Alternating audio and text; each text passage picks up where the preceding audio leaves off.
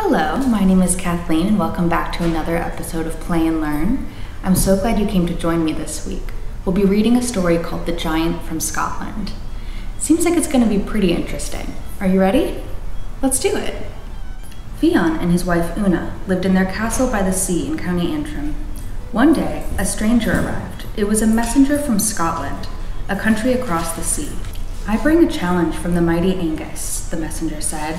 "He is the tallest, strongest, and most fearsome giant in all Scotland. He has heard about your strength and wants to fight you. Angus has beaten all the other giants, and you are the only one remaining. Do you accept the challenge?" "Of course I accept," said Fionn. "I will begin to prepare immediately." And so he did. From that day on, Fionn worked hard. He had decided to build a path across the sea to Scotland.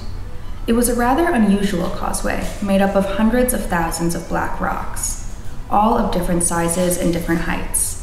Some rocks had 6 sides, some 8, and others more than 10 sides. The warriors of the Fianna looked on in amazement as Fionn worked each day. Before long, the causeway stretched miles into the sea. One evening, when Fionn returned home, he noticed that Una was worried. "What is the matter?" he asked. "Oh, Fionn," she replied, "I heard some very disturbing news today. I heard that Angus is indeed much bigger than you, and that he is definitely stronger. If I cannot beat him with my strength, then we must think of a plan," Fionn said. "I may not be as big or strong as he is, but I am much cleverer." Fionn and Una talked for many hours. They thought of many plans, but could not find one that they were sure would work. Time was running out.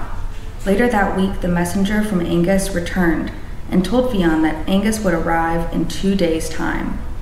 "Tell him that Fionn is ready and waiting," said Una. "Do not worry, Fionn. I have a plan in mind." Una worked hard for the next 2 days. She spent the time cutting and sewing and knitting. "Imagine sewing and knitting at a time like this," he exclaimed. "I thought you had a plan." "Look carefully," said Una. "What do you see?" Fionn was amazed. "Clothes," he said. "I see clothes, but they are most peculiar."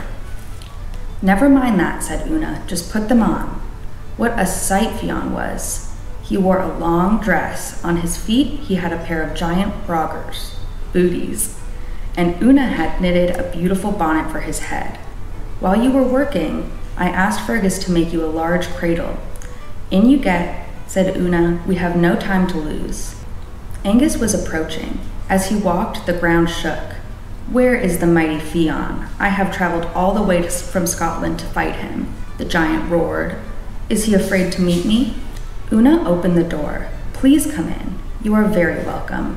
Fionn is hunting and won't be very long. But please, sir, could you speak a little softer? Our new baby is asleep." "That is your baby?" Angus gasped in shock. "Yes, he is rather small now, but he will grow," replied Una. Angus was frightened. He had never seen a baby this big. If this is Fionn's small baby, what size is Fionn? He wondered. Fionn himself must be enormous. Angus hurried out, and without turning, he ran across the causeway. As he was running, a thought struck him.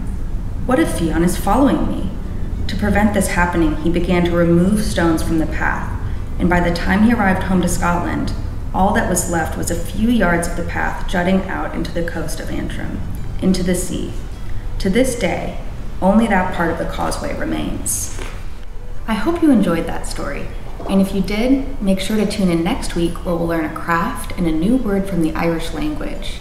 But until then, it's time for me to say slán. That means goodbye in Irish. Slán! See you next time.